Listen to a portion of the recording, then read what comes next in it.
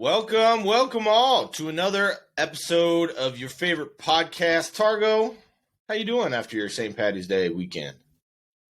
I was doing a little rough yesterday, man. As you saw, Saturday was a rough one. But doing better now. Able to get a drink down. I got this Golden Road Brewing Guava Cart wheat ale, so it's all right. I've had it before. Yeah. Sounds like you're trying to get the warmth out of the sunshine, though. Yeah. Trying to, man. Trying to. Well, today I'm drinking Stockyard Oatmeal Stout. I had it before. Pretty good. It's just your run-of-the-mill, old-school Irish oatmeal stout. Pretty hearty. Meal in a cup. You like those, man. I do. Makes me eat less. Otherwise, I'm eating myself out of house and home. Anyways, those are our brews. Let's get to some banter. Welcome to Brews and Banter. Make sure to follow us on all of our socials. Facebook. Join our Facebook group in the discussions. Instagram, TikTok, YouTube. Make sure to like, subscribe, hit that bell notification button, and check out our Redbubble. Helps us keep doing this, and we have some pretty dope merch on there. Not going to lie. Yeah, we do, man. I also might have just dated myself by saying dope. But whatever. Today we are going to cover a review of the games that happened in the last week, the 14th to 19th of March. Another one bites the dust. Patrick Vieira sacked by Crystal Palace, and who we think is going to replace him. So, shall we dig into this? Let's dig in, man. All right, Champions League second legs before the draw. First up, we had on the 14th, FC Porto against Inter Milan. This was 1-0 after the first leg for Milan. This one ended 0-0, which really, I'll be honest, for those of you who have not seen it, you can skip all the way until about the 89th minute. And you will have Stoppage time. Just watch stoppage time. There's 7 minutes of it. And that's where it gets wild, man. Couple shots off the post, save off the post, header off a crossbar. But yeah, that was the best part of that game. It was the last 7 minutes. It really was. And I'll be honest with you, Porto should have put at least one of those away. Oh, 100%. I thought they were, man. The way the pressure was going, it just... Lady Luck was not on their side. It was not, and quite honestly, I think Inter might have literally saved all of their luck for the entire season for that game. Yeah. It was insane. Moving on. Manchester City against RB Leipzig. Oh. This one, aggregate ended 100-1. The final score of this game was 7-0. Yeah, Man City ran away with it. I will say the first goal, questionable handball. For me, definitely harsh. Yeah, I mean... No handball. So, I'll try to describe it. A cross comes in, the defender jumps for it, and it goes over his head, and then a Man City player behind him tries to head it, and it just barely glances off his arm. So his back is turned to this defender. His arm's out from trying to, get leverage to jump. And it just barely grazes his arm. Like, it doesn't change the trajectory of the ball. It kind of just glances right off of it. I mean, he was, a foot away from the offensive player behind him? Maybe. It wasn't far. Yeah, I mean, I've watched the replay probably 15 to 20 times, and not in one angle do I see the ball actually convincingly hit him. It touches him for sure, but it's like I said, it doesn't change the ball's course. Yeah. It doesn't do enough to warrant a penalty, I'll tell you that.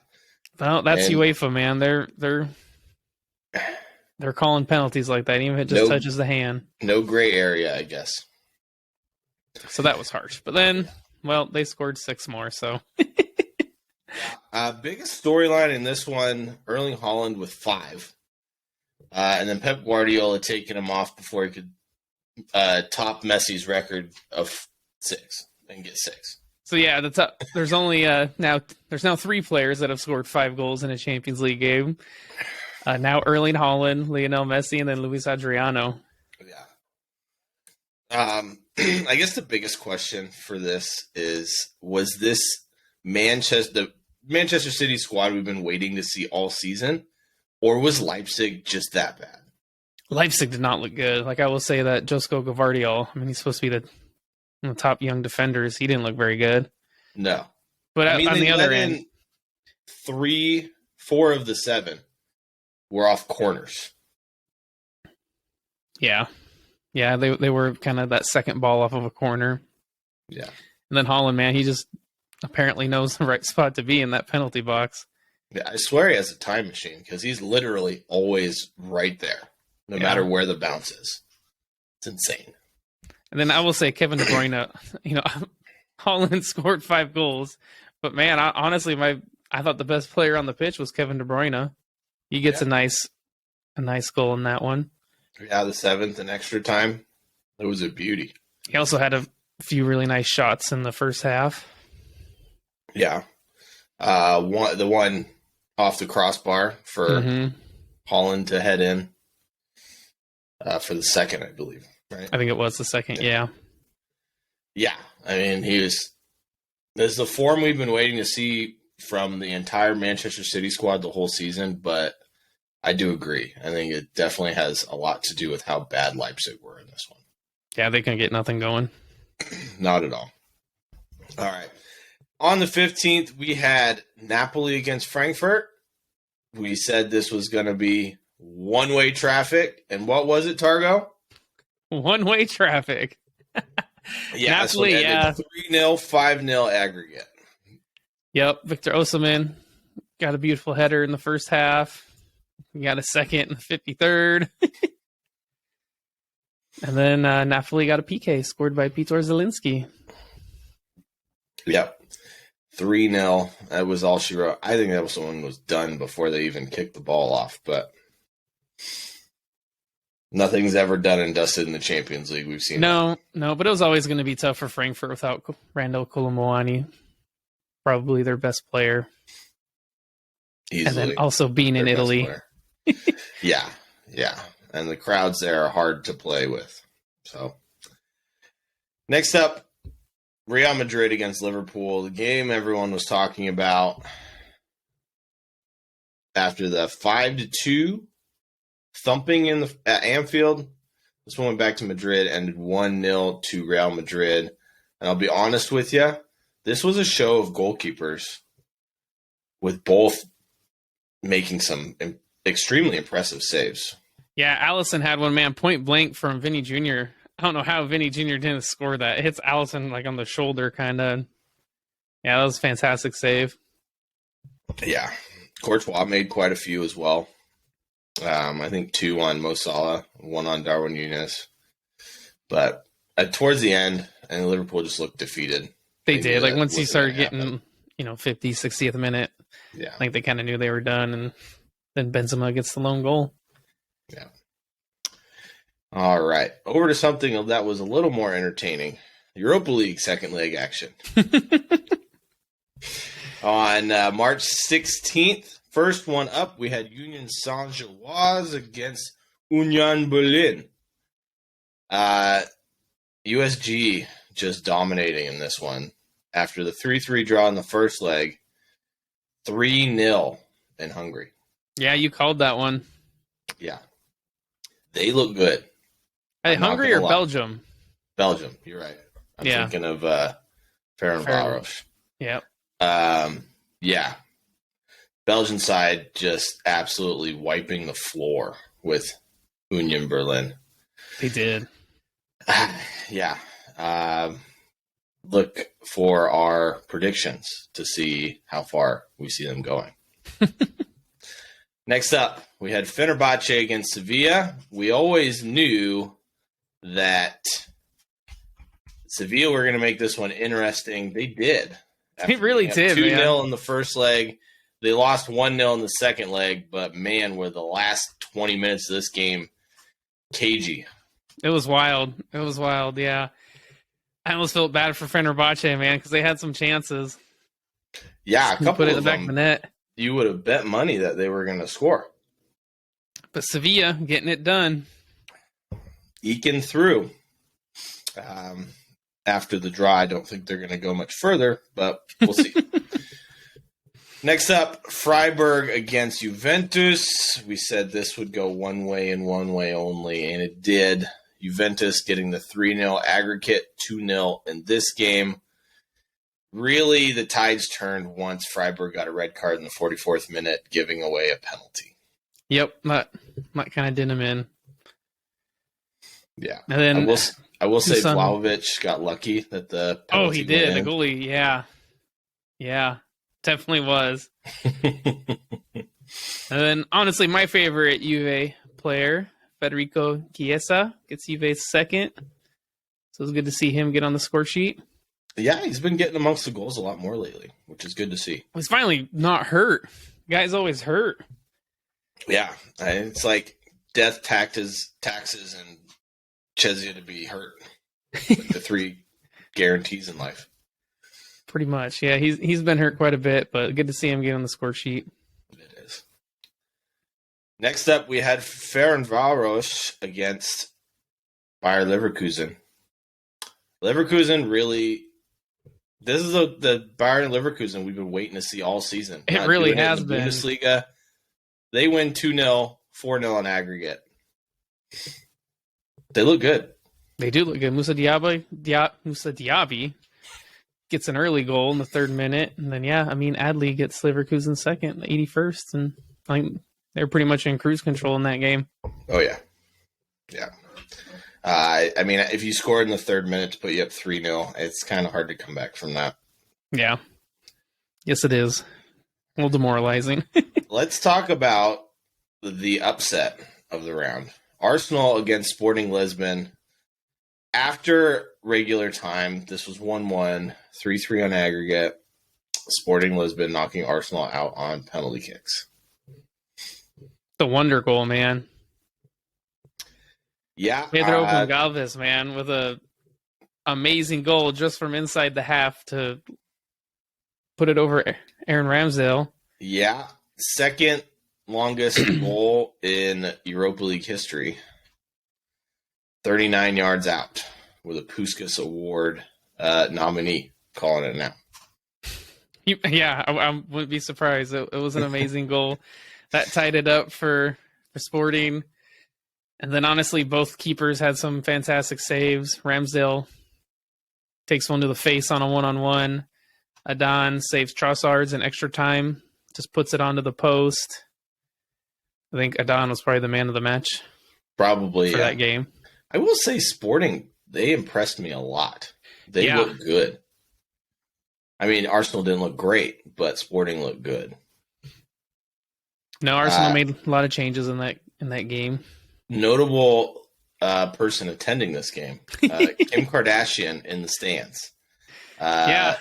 We'll get more into that later, but the new curse on the block, maybe. First it was the Drake curse, now it's the Kim K curse. Just saying. Gabriel Martinelli, I'll be honest with you, I feel bad for the kid, but his penalty was terrible. Oh, it was so bad. So bad.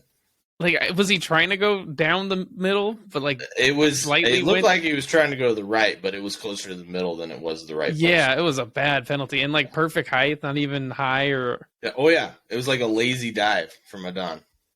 He almost jumped past it. That's how crappy the penalty was. Yeah, I didn't even think he needed to dive. He could have just taken a step sideways. Put an arm out. Yeah. Anyways. Next up, we had Manchester United against Real Betis. This one, it was close for most of the game. United winning 1-0 off of yet another Marcus Rashford golazo in the 55th minute.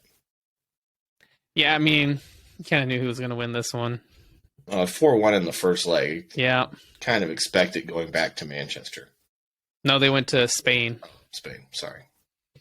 This was in Spain, yeah. So, they win 1-0. Yeah, they're on through to the next round. Mm-hmm. Next up, we had Real Sociedad against AS Roma. Roma winning 2-0 in the first leg. This one ended 0-0. Mourinho played as a back five and parked the bus. Surprised? Yeah, I watched this game, and it was definitely a little bit of a snoozer. I mean, it's typical Jose Mourinho, second leg. He's got a lead. You know what he's going to do. Yeah, Sociedad, they had some missed chances in the second half, but I did see a funny stat. It was Real Sociedad had 440 passes completed, and Roma had 84. Ooh. This was the 77th minute that stat came up. Jesus. So just to show you how that game went, it was a bus parked, and Sociedad trying to get through that bus, and they couldn't. Yeah. That is an insane stat. What, the Barcelona, the great tiki-taka Barcelona teams would get, 600 a game? They would get a ton, yeah. But it's just, what's funny is how little Roma had. Yeah, under 100? That's insane. But yeah, so that game, it ended 0-0. Roma go through from the first leg, 2-0. Yeah. Next up, we had Feyenoord against Shakhtar Donetsk. First leg, 1-1. This one, 7-1.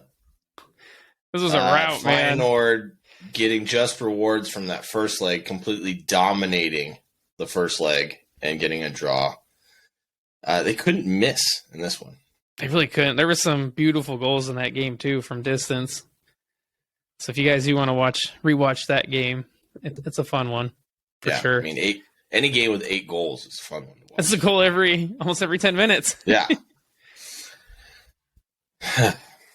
But yeah, I think Feyenoord justly deserved it. They looked good 100%. both legs. Shakhtar did not look great. I mean, they dominated Shakhtar in the first game. Yeah, except for a guy hits it off his ass and it goes in the net to get a draw.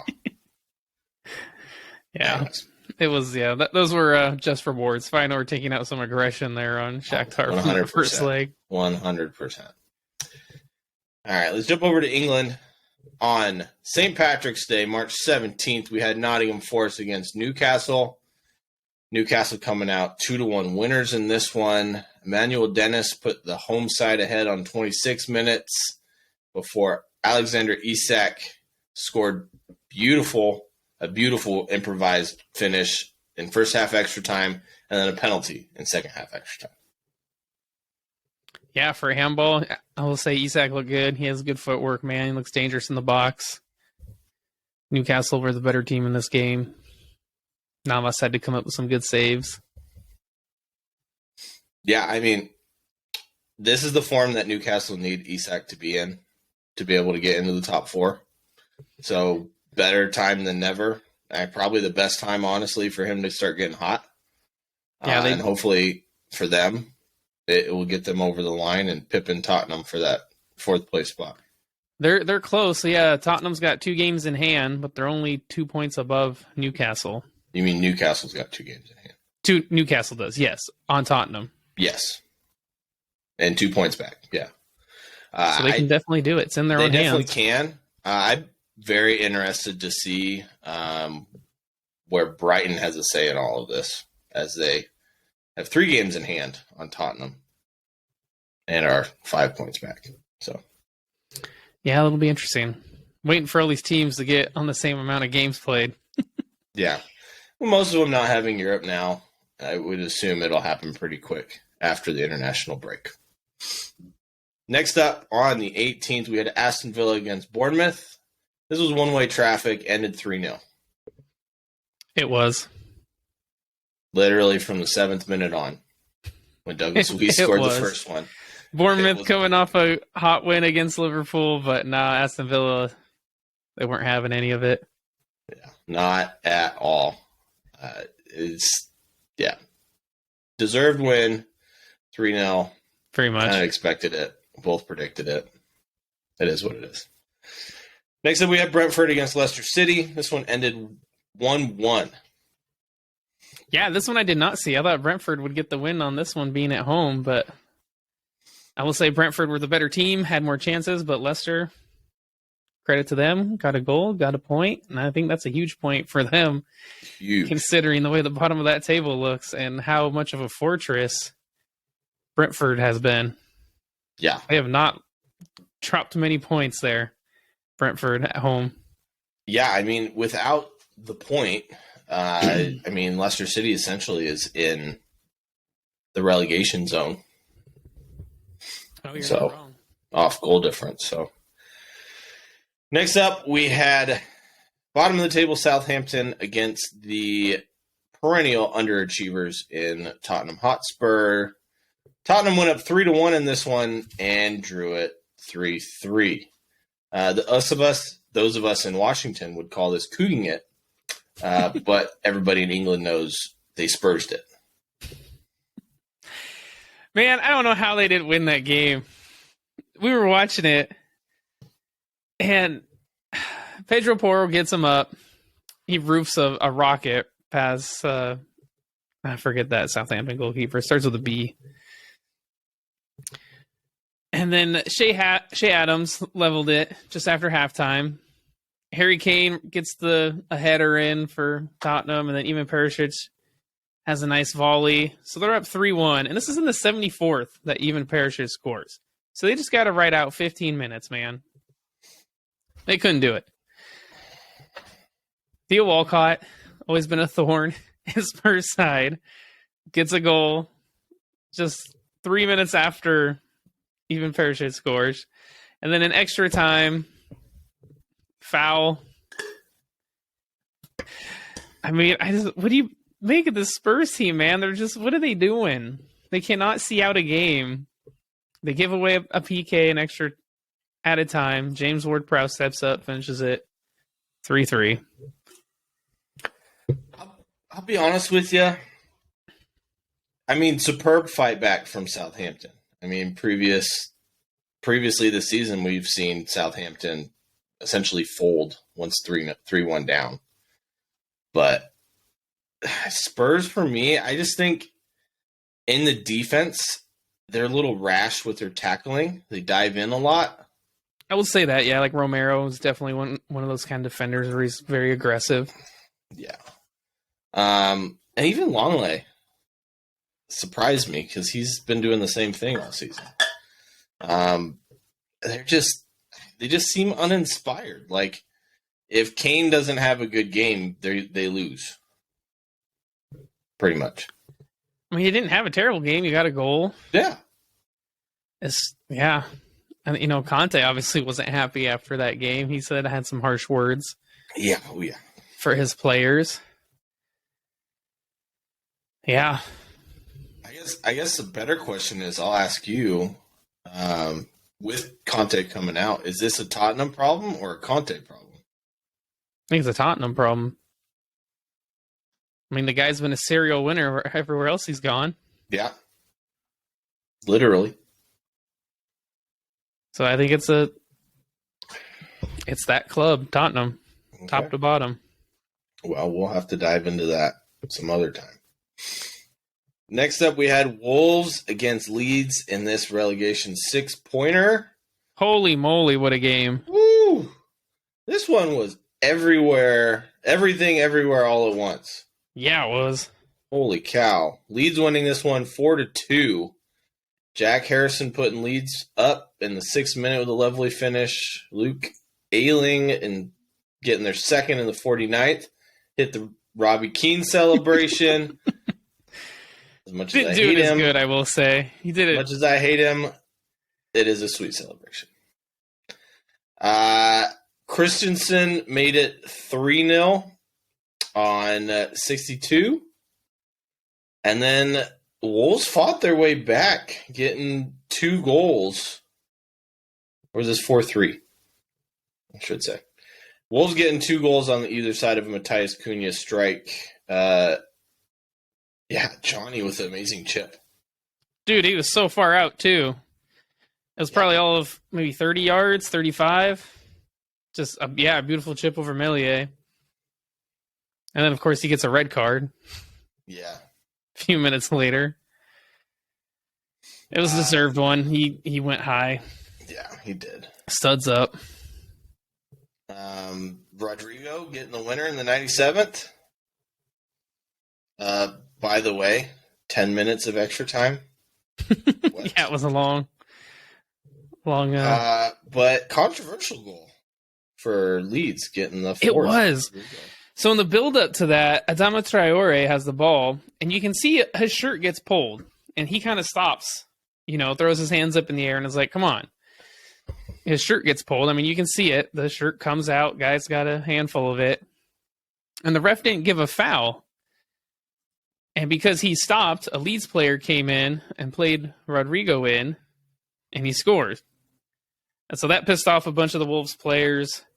I think a red card got shown to one of the players on the bench. Yeah, they weren't happy about it. Yeah. Yeah, and then Matthias Nunes got a red in the 100th. That was the man on the bench. Yeah. Yep. But yeah, what a game. Back and forth. It was chippy. It's physical. What you love to see.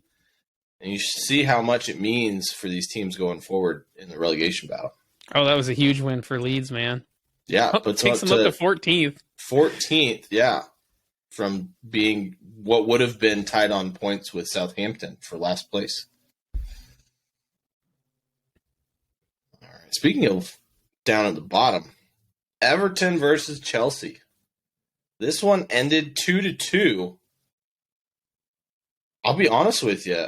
That might have been one of the most boring first halves of football I've ever seen in my entire life. It was pretty bad, yeah. Even the commentators were saying how dull it was. What was it they said? Like, we only have 3 highlights to show. Yeah. That was it. Yeah. And 2 of them happened in the first 5 minutes, I believe, is what happened. So, yeah, it was bad. But the second half exploded to life. 4 goals. Yes, it did.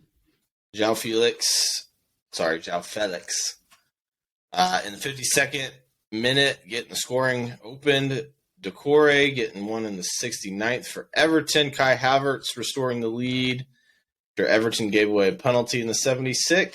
And Ellis Sims getting his first Premier League goal on 89th minute for Everton. Yeah, fantastic point for Everton. Huge. Yeah, and a game that most expected them to lose, including me. I did too. But no, that point takes Everton up to 15th, man. They're in 26 points now. Yeah. Essentially, I think they're 1 point away from being in 12th all of a sudden. There's a lot of teams 1 point away from being in 12th. Everybody but Southampton is a win away from being in 12th. So. Yeah. Speaking of... On the 19th, we had Arsenal against Crystal Palace. Big news coming out on St. Patrick's Day for the man who is a saint for Arsenal fans, but not for Crystal Palace, as Patrick Vieira fired 2 days before their game against Arsenal after 12 games without a win. 0 wins in 2023. Yeah. It's the worst run in the Premier League right now. Mm-hmm. Well, this one made it 13 straight games without a win, as Arsenal destroyed Palace 4-1 in a game that, I'll be honest with you, other than the first 5 minutes, wasn't really close at all. No. I mean, it was, like you said, the first 5 minutes, Zaha hits the post.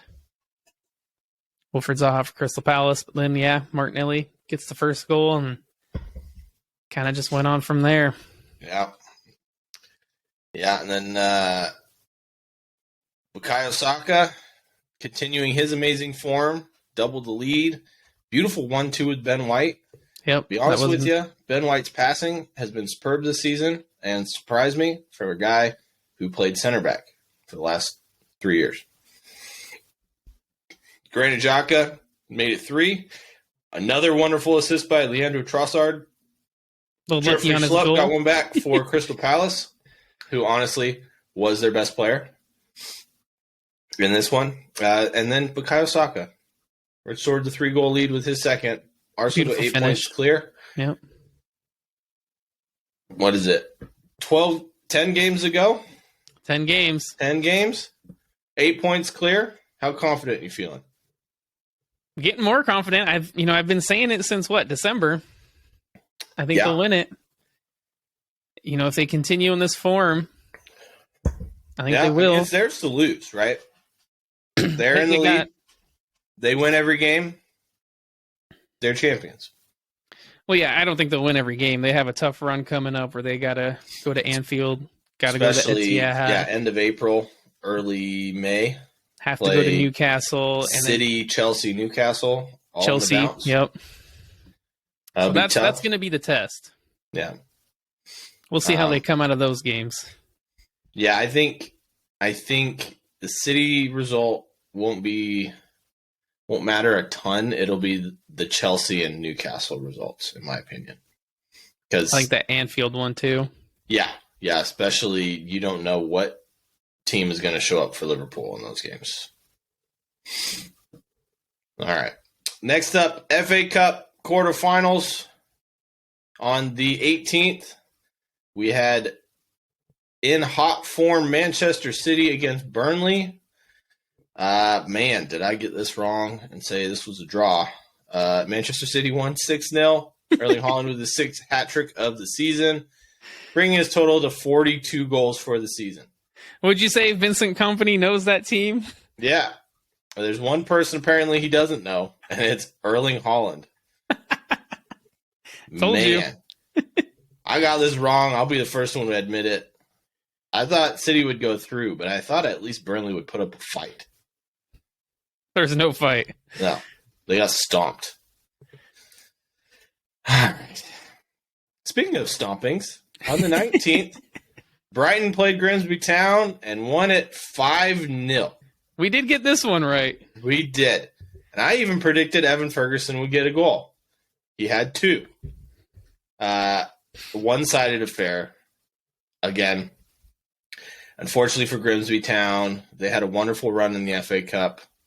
They should be happy about it. Brighton in a semifinal of a trophy. It's a good season for them. I hope they make it to the final. I really do. I do too. We'll see. We'll get to that in a little bit. Yeah. Next up, we had championship rivals squaring off. Sheffield United against Blackburn. This one was a fun game to watch, ending 3-2. Sheffield United winning it in extra time thanks to a screamer from Tommy Doyle. Called this one too, man. Yes, you did. I did not. Yet again. You went Blackburn. Yeah. I'm really good at transfers, but can I not pick a game? Let me tell you. And if I am wrong about City winning the title, then you know what? It'll be the first time I'm happy about being wrong. Ecstatic even. Yep. Next up, we had Manchester United against Fulham.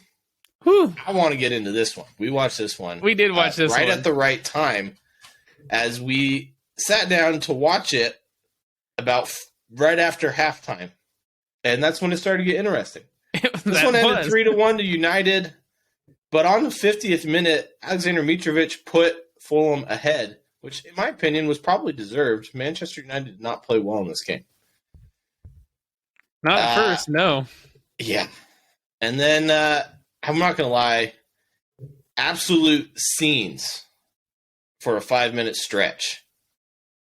As Anthony puts Jadon Sancho through, danced around Bernd Leno, and three thought he scored until Willian blocked it. First glance, it looked like he just stopped it. See the replay, VAR asked the ref to go to the monitor. Willian with the hand of God, essentially, on the goal line. On his way over to the monitor. There's a lot more you're missing here. I'm getting there. On the way over to the monitor, Marco Silva tells off the ref, gets a red card. 1. Chris Kavanagh looks at the monitor, gives a penalty, gives a red card to Willian. 2. Alexander Mitrovic decided it was a good idea to argue with the ref, in doing so, elbowing him, trying to get him to pay attention to him. 3 red cards in the span of 2 minutes. But we're not done there. 3 red cards and a penalty. And a penalty. So Bruno steps up, makes a penalty. Okay. 2 minutes later, Marcel Sabitzer with a wonderful improvised chip over the top of Bernd Leno. Little flick, yep. To make it 2-1, and Fulham went from 1 goal up to not having a coach, 2 players sent off, and down 2-1 in a 5-minute span. Talk about losing your cool in a pressure situation. What a change in atmosphere too at Old Trafford, man. Oh, 100%. Before that, it was cagey. Fulham were up, but then after all the mayhem that went on, it was just lifted the team, and they got another goal. And then Bruno got his second in injury time. That's all she wrote against 9-man Fulham. 9-man, no coach Fulham. Coachless 9-man Fulham. Yeah, dude, Mitrovic, I don't know what he was doing. The way he grabbed and kind of put his arm against the ref, I don't know what he was doing. You can't touch the ref like that. I mean, you can put your hand on his shoulder. That's about it. If you move him in any direction, it's a red card. We all know it. But after his red card, he still got in the face of the referee. He was even angrier after he got the red card. Before, when we were watching it live, I didn't even know he got a red card. That's how much he was going after the ref. Because the camera was going everywhere, He got a red card, Yeah, it'll be interesting to see, especially with how well Fulham's been doing this season. I think Mitrovic will probably get a very lengthy suspension from this. Yep. Like 10 games, maybe the rest of the season. They've been doing well overall for the season, but lately Fulham have not played well. Yeah. I would say their last 4 or 5 games. Yeah, especially in all competitions. Especially that game against Arsenal. They look like a shadow of the team they've been all season. Arsenal, and then even that Wolves, when they played Wolves and they drew with them. Even their game against Brentford. They lost, I think it was 3-2. Anyways, the draw came out afterwards. We got Brighton against Manchester United and Manchester City against Sheffield with the potential of a Manchester derby for the first time ever in a League Cup or FA Cup final. Any predictions for this? Man, I want Brighton to go through. I want Brighton to beat Man United. And then I don't think Sheffield stand a chance against Man City. I think they stand about as much of a chance as Burnley did. Yeah. And I don't want to give them any hope like I might have for Burnley. So, no. I think Manchester City is pretty much a lock for the final. I would love to see a Manchester derby, but you're right.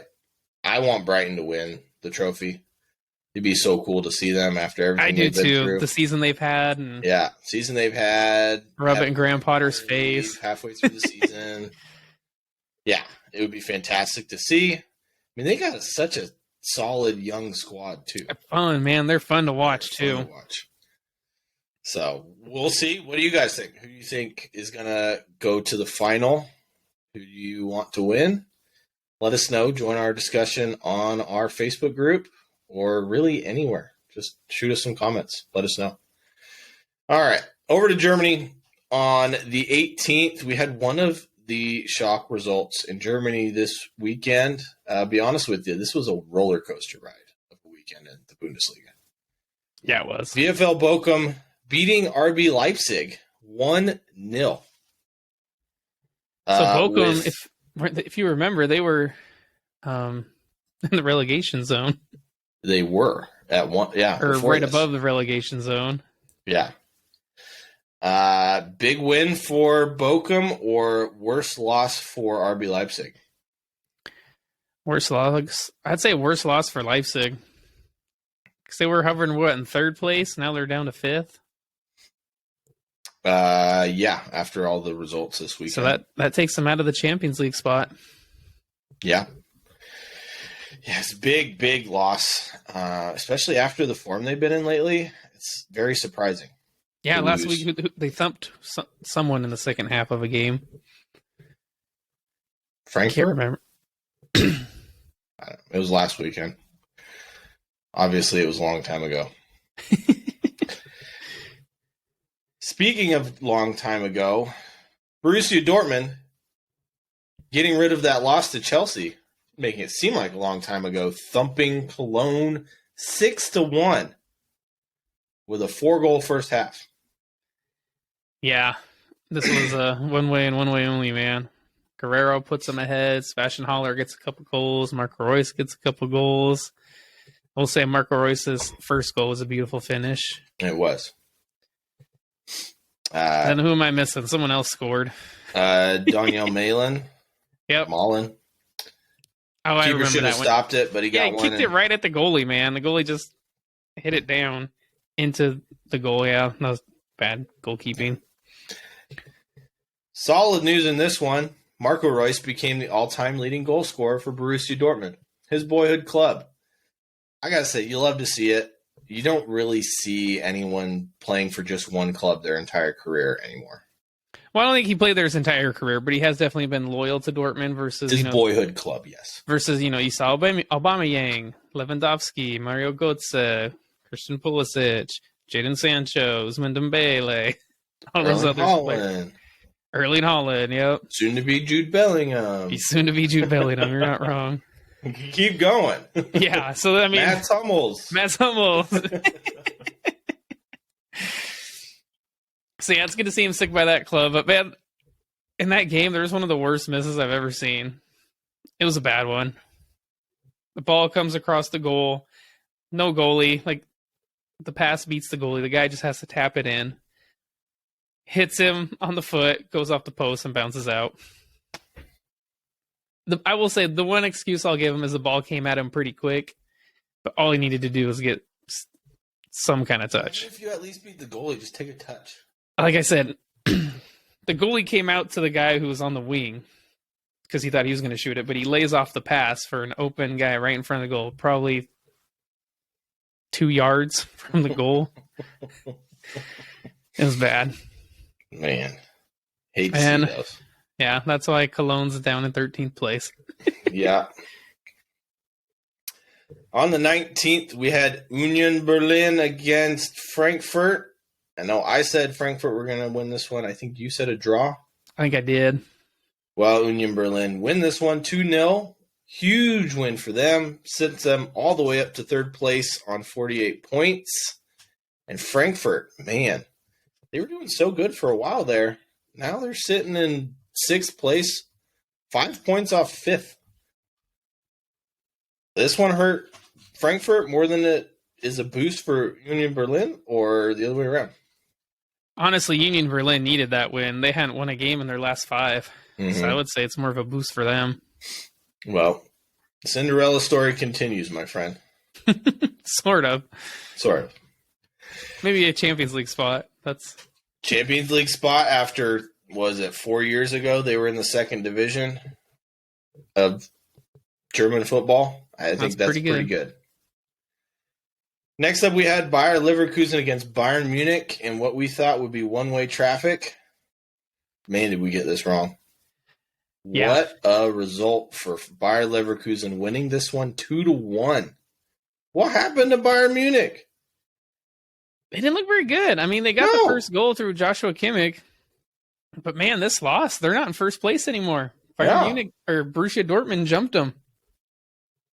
So now Dortmund are in first place on 53 points. Bayern Munich second on 52. Yeah. You still think Bayern Munich are going to come back and win it? Yes, I do. I think they're too good. I think Dortmund, after the international break, they both play each other, Dortmund and Munich. Do. So I guess if Dortmund wins that, then I will rethink my thoughts on if Bayern are going to win the title, but they will get a 100% confidence vote for me that they will win the title this season. The 2 Leverkusen goals, though, I want to talk about those for a second because this was some hilarious stuff, man. So Adli, forward for Bayern Leverkusen, both goals were PKs, and both goals he got a yellow card for diving. The ref thought he was diving, and VAR told him to go look at the monitor. He goes and looks at the monitor, cancels the yellow card, and gives a PK. Not once, but twice. Yeah. It was hilarious. And then the first one, I think it was the first one, he got his shoe came off. Yeah, his heel stepped on, and his shoe came off. But because he tried to keep his footing, they gave him a yellow card for diving, even though his shoe came off. Shoes don't just come off while you're running. No, they don't. You can't fake that. I will say the second one did. There was one angle where it's like, oh, okay, he did get caught, but it kind of looked like he definitely made a meal of it. Yeah, yeah. But no, his foot got caught by Upamecano. But yeah, I thought that was funny, man. It was a crazy sequence of events. Yeah, to have that happen twice, the odds. Yeah, twice. Astronomical. All right, next up, Mainz against Freiburg. This one ended 1-1. With Mainz getting a dramatic late equalizer in extra time and yet another draw from Freiburg. They were in second place not that long ago. What happened? They're drawing games and not winning. Yeah, it's 7 draws now. 3 of those in the last 5 games. Yeah. They're sitting 46 points, 2 points behind Union Berlin in 4th place. I will say, I'm guessing the goal for Freiburg will to be a Champions League spot. So I would assume so, but they're playing in the Europa League right now, or were playing in the Europa League. They're in a Europa League spot, so it's definitely not a failure of a season if they finish in the same spot. But from where they were sitting in second in January, yeah, it's got to feel like a failure. Yeah, I guess I'll be honest. Do you think that Freiburg team was really going to be able to keep pace with the likes of Bayern Munich? No, I don't. Looking at the players they have, I suspected something like this would happen. But you would think that they would, with the players they have, be able to sustain better form than Union Berlin. I mean, maybe, yeah. They're not far off Union Berlin and Freiburg. I mean, a couple points. Yeah. Time will tell. Let us know who you guys think will finish in that 3rd place spot in Bundesliga. Till then, Targo, let's head over to La Liga and what happened in Spain. So in Spain, we had Atletico Madrid against Valencia. And Atletico won 3-0. We called this one as well. Mm-hmm. The way Atletico have been playing, man. Antoine Griezmann, he's a man on fire since the World Cup. He really is. He's got something to prove. He's kind of gone under the radar, I would say. Like all this talk on Rashford, Haaland, Victor Osimhen. Mm-hmm. He's just slowly having a solid second half of the season there. Yeah, definitely not getting any recognition for it. I'll be honest. I haven't heard a drop about it. But he got the first goal, scoring in the 23rd minute. And then Yannick Carrasco doubled the lead in the 49th. And Thomas Lemar completed it after Alvaro Morata puts in a cross for him to finish nicely. 3-0 for Atletico. Yeah. Expected it. Atletico Madrid trying to keep up with Real Madrid and pit them for second place because this title is just about over. We'll get to that here in a second. But we also had Real Sociedad against Elche. And Real Sociedad came out 2-0 winners on this one. Again, just as we had predicted. Elche sitting bottom of the table, so not too hard to see that. Real Sociedad in 4th. I think more importantly, Real Sociedad breaking their run of draws. I think you're right there. They needed a win badly. They were kind of in some poor form, hadn't been scoring many goals, got dumped out of the Europa League by Roma. After not scoring any goals. So good to see them get a couple goals. But the big game in Spain, man. We had a big game. El Clásico. So this one, Barcelona against Real Madrid. This was at the Nou Camp. Barcelona coming out 2-1 winners. What a game. What a game. Yeah, it did not disappoint. So it starts off, an own goal. Vinny Jr. goes across it and it comes off Arroyo's head, past Ter Stegen. Didn't have a chance at it, if I'm being honest. No. And I was kind of thinking at that point, as the first half kind of went on, like, are Real Madrid going to do this? Are they going to get the win at the new camp? Yeah. Wasn't to be, though. Sergio Roberto, right at the end of the first half there, gets a goal. Yeah, and then the ball bobbled around in the box for that one, and he just happened to be at the right place at the right time, slotted it right past Courtois, who was having a fantastic first half. It changed the complexion of the game. It did. Honestly, watching that game, I would say Barcelona were the better team. Mm-hmm. I mean, and we're talking about the title race there in La Liga. Barcelona are now 12 points clear. And Barcelona have only dropped 10 points this season. Yeah, it's insane. They've been the epitome of consistent. However, I would say Ter Stegen might be my player of the season for La Liga. For Barca, yeah. I mean, So you look at Barca, they've allowed 9 goals. 4 of them are from Real Madrid. That's crazy, man. Yeah. Yeah, it's a crazy statistic.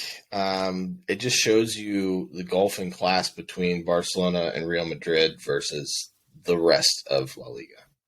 I would say Atletico and then, the rest. But yeah, and then Frank Kessié finishes it off right at there at the end. Yeah, 91st minute to get the win. It felt like a cup final, I'll be honest with you. It did. I mean, the stadium. Asensio had a goal there in the 80-something minute, taken off from offside, and he was offside. But man, I thought, again, Real Madrid, they're going to do it. Ancelotti, he made some substitutions. Rodrigo, Tchouaméni coming on. Looked like they kind of changed the flow of the game because Barca, like I said, they were in control of that game for most of it. Yeah, I will say the last 20 minutes of that game was end to end, just back and forth. Like there was no midfields in this entire game. No, like I said, it was when he brought on Rodrigo, huh? Mm-hmm. Rodrigo, I think, really changed it. Yeah. But Barcelona win, go 12 points clear, 12 games to go. I think they got it in lock. I mean, their fans after the game were singing Campeones around the ESPN cameras. So they seem to think it's a lock. What do you guys think? Let us know. Next up, we'll go over to Serie A. I want to know. Do you think it's a lock? Oh, man. I mean, nothing is a lock with 12 games, but it's pretty close the way that Barcelona has been playing. I'll say they got it. I mean, out of their 22 wins, I think some crazy stat, like 15 of them are 1-0 wins. Some crazy stat. There was also a stat I heard that at this point in the season, a team that's been up by 9 points has never lost the title in La Liga. Yeah. I mean, it seems to be the same in La Liga and Serie A. And I don't see Barcelona losing it. It's theirs to lose, and they would have to go through some horrendous form. Oh, yeah, real bad. And then Real Madrid would need to win out for that to even stand a chance. And with their form in the league this season, I don't think they win out either. So crazy things have happened. All right, on to the Serie A. On the 18th, we had a shocker. Udinese beating AC Milan 3-1. What? Did we say AC Milan would win? I think we both said AC Milan were going to win, yeah. You never know, man. AC Milan don't this result takes AC Milan out of second place and into fourth. Well, they haven't been in second place for a while. It was Inter who was in second place. Well, neither Milan team is in second place now, so... fun fact about this game, Zlatan Ibrahimovic scores a penalty becoming the oldest player to score a goal in Serie A at 41 years, 166 days old. But Targo, I know you want to talk about the whole sequence of events, not just the fact that he scored. He missed his first one. Yeah, and then forced to retake it due to encroachment. Was it? Yeah. I mean, I thought so too. What I don't like, though, is when you have players from both teams who are encroaching. So I don't know. At that point, does it cancel each other out if both players? Kind of like penalties in the NFL. Cancel out. Yeah. But in the NFL, you have to redo the play. It's like nothing happened. So retake a penalty. Same thing. Yeah, but I feel like it's harder to save a penalty than to make one. I'm not going to disagree with you, but yeah. Give advantage to the defending have someone team. Different take it than the person who hit the original. I don't know. I just think it's always harsh when you have both players encroaching. Maybe an indirect free kick from the penalty spot. But I guess it could go the other way around too, or if the guy makes it the first time and then misses the second time. Yeah. Either way, Milan losing this with another poor performance. It's been a while since they had a good one, I would say. Yeah. What's going on? Which Milan team? Like I said, which Milan team is going to show up? You never know. Yeah, like I said, they're the Tottenham of the Serie A, except they actually win trophies. Nah, I don't know, man. I don't know what's going on with Milan. I think they're going to get dumped out of the Champions League when they play Napoli. Oh, 100%. At this point, they're trying to get a Champions League spot for next year. Yeah, I mean, it's definitely obtainable. Oh, 100%. Yeah. I mean, it's pretty close for that last Champions League spot, though. I mean, it is, but Milan's on 48, Roma's on 47, Atalanta's on 45, and Juventus being sneaky and coming up with 41. That's what I was just about to say. Juve are only 7 points behind them now. And if you look at this Milan team, man, they're dropping points. Yeah. They've dropped 3, 6, 8 points like in their last 5 matches. That's insane for a team who's still in the Champions League. So Juve can definitely catch these teams. 100%. Yeah. Especially with how unpredictable the Serie A is this year. It's been, very unpredictable. Other than Napoli. But Juve, they've been doing all right. They got 4 wins out of 5 games here. So, I mean, spoilers, they won this weekend, guys. Yeah, spoiler. But before we get to the Derby d'Italia, let's hop over to the Derby della Roma. Lazio against AC Milan, AS Roma. I can't speak. Lazio versus AS Roma. Thank you. I can't speak today.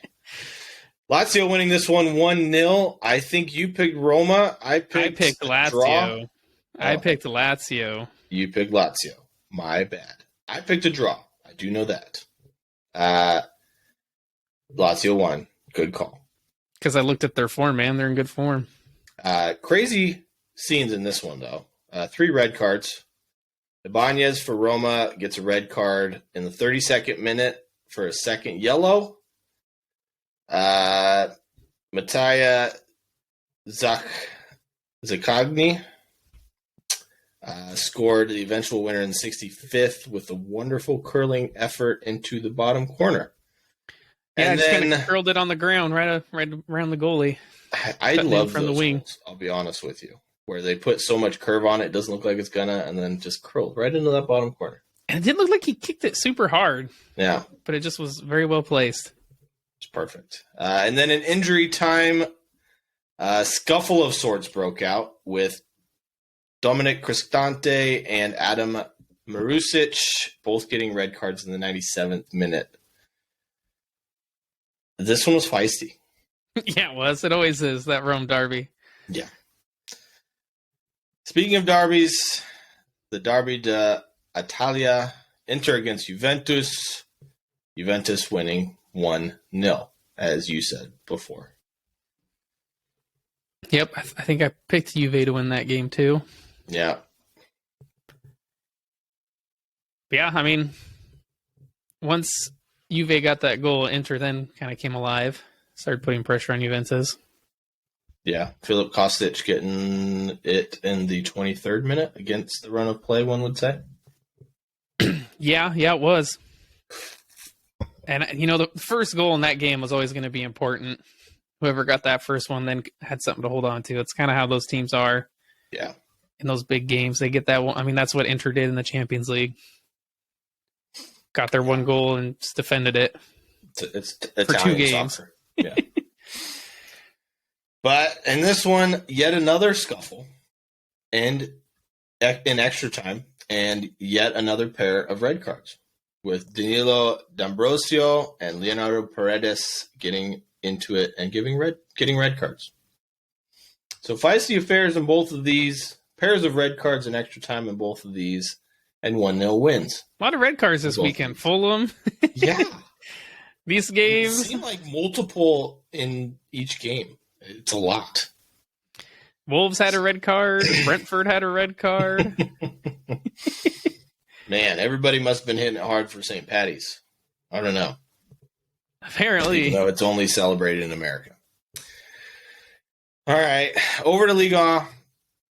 On the 19th, we had PSG against Rennes. Kim Kardashian in attendance for this one. Rennes win 2-0. The Kim K curse strikes again.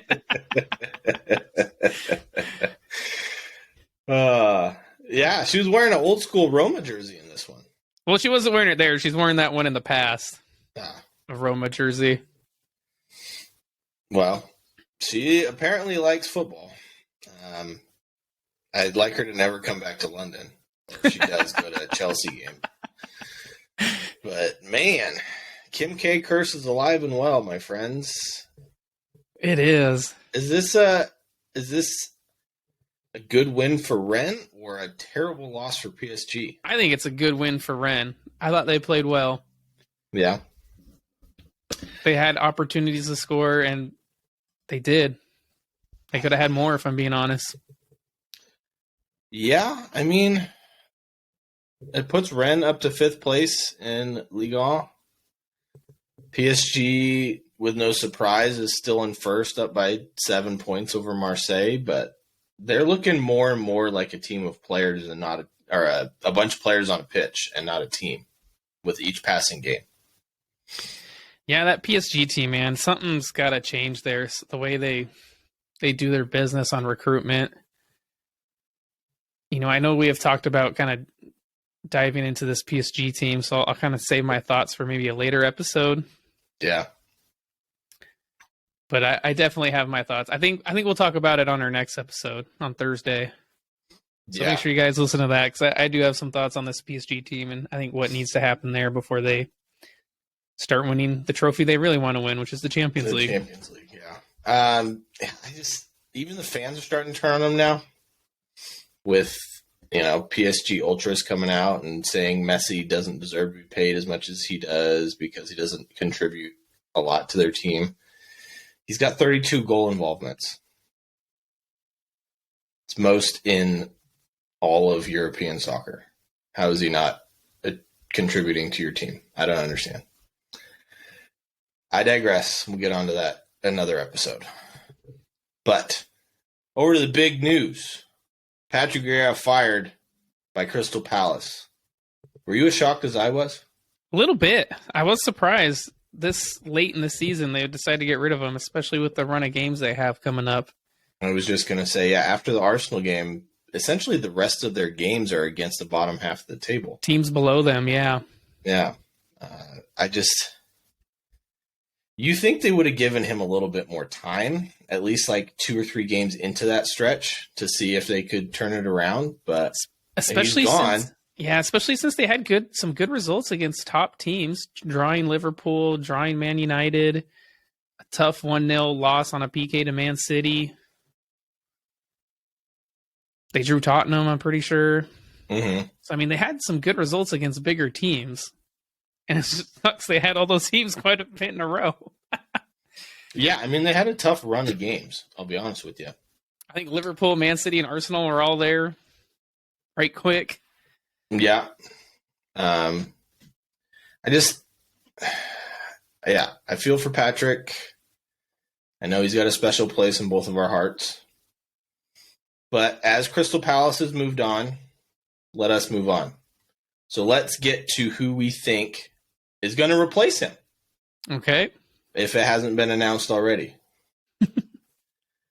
So Targo, who are your top 3 candidates for this Crystal Palace job? You'd have to think it's pretty attractive with the amount of young talent they have. They do have some great young talent.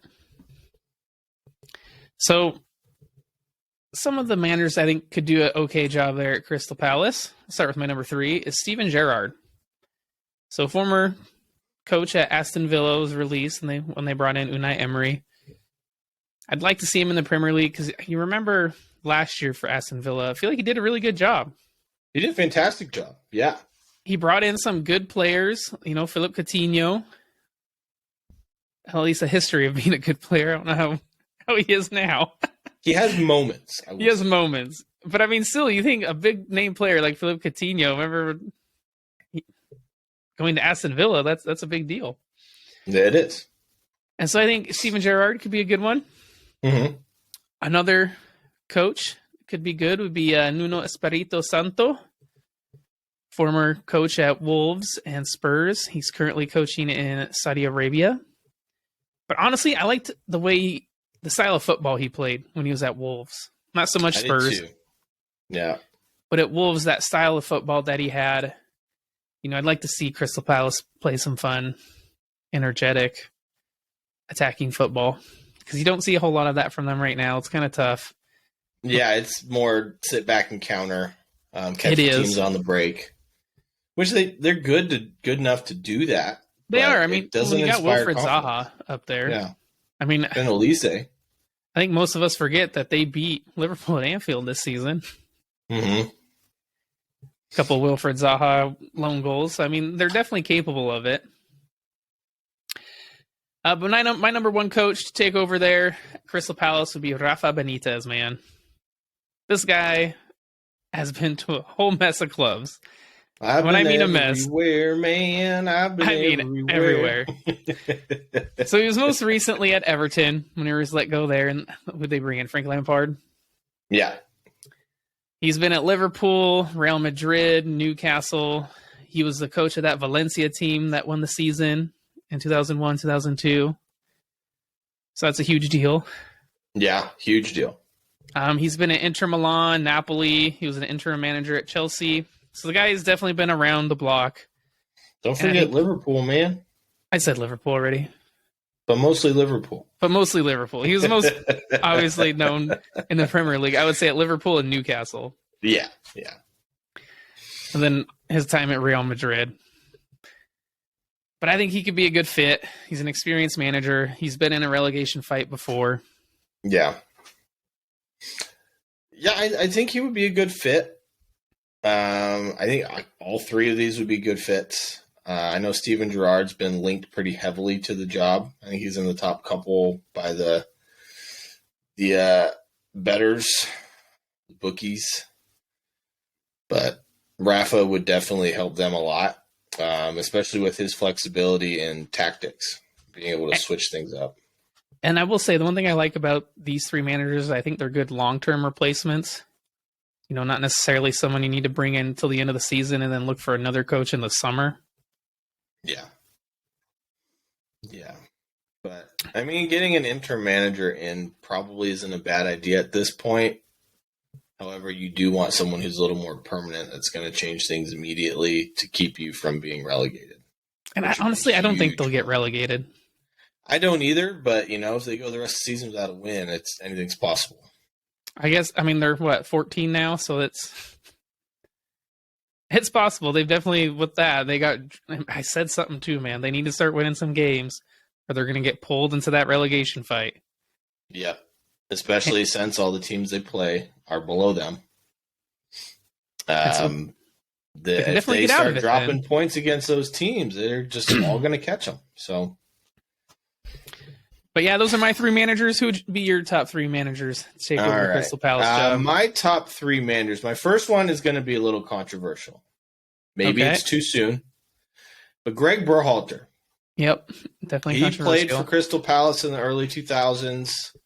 Like I said, some might say that it would be too soon after this whole USA debacle. But as someone who is innocent, going to a former country or a foreign country, it could really jumpstart his career. And I mean, I think he deserves a second chance. And as a former Palace manager, he would have the passion and drive for the club that they would need. Former Palace player. Yeah. So I got to ask. Next up, on a scale of, what percentage do you think that he would actually get that job? 1 to 100? Maybe 20 at the most. Yeah. Okay. But I would like to see it. That's why he's not my number one. Number 2, Jesse Marsh. In my opinion, wrongfully fired from the Leeds job earlier this year. Got a bunch of transfers in, didn't give him enough time to really make an impact or turn his season around. They gave him 1 game. Yeah. And who knows, they might have even made the decision before that. So I think he'd be a great fit. He did great things at Leeds. I think with his Palace squad having a similar profile of player, he could do good things. I would argue he did not do great things at Leeds. Look where Leeds are sitting in a relegation fight. Yeah. I mean, it's been a bit since he got fired, but I guess he was in a relegation fight when he got fired. So, yep. True. My number 1, bring him back, Roy Hodgson. Coached Crystal Palace from 2017 to 2021. Familiar with most of that squad. Former player as well of Crystal Palace. Last coached Watford in 2002 before announcing his retirement from management. 2022? Now, this would be 2022. 2022? Yeah. I don't think this would be a permanent solution. It would be more of a replacement till the end of the season, as he is retired from management. But he would be a great fit. He knows the squad. A lot of them know his tactics. He's, an old wiry manager that is great at creating good defenses. Maybe not going forward as much, but I just think he'd be a good fit to help them for the last, 12 games? Yeah, 10 games. Yeah, I think this is the way Crystal Palace should go. I think they should either go that Roy Hodgson route, and I saw he was on your list, so I didn't put him on mine. But I do think either get him as a caretaker, or like I said, they need to get a better long-term coach, like a Rafa Benitez, someone who's experienced in the Premier League, who's been in a relegation fight. Those would be the ways I would suggest they go. Yeah, I mean, both would be a good option, in my opinion. But what do you guys think? Let us know. Yeah, make sure to like, subscribe, hit the bell notification. Check us out, Instagram, Facebook, TikTok, and last but not least, Redbubble. Check out our merch. Help us keep doing this. But that's all I got. All right, man. Well, that brings us to the end of this episode. We love you guys. Thank you so much. Cheers. Cheers.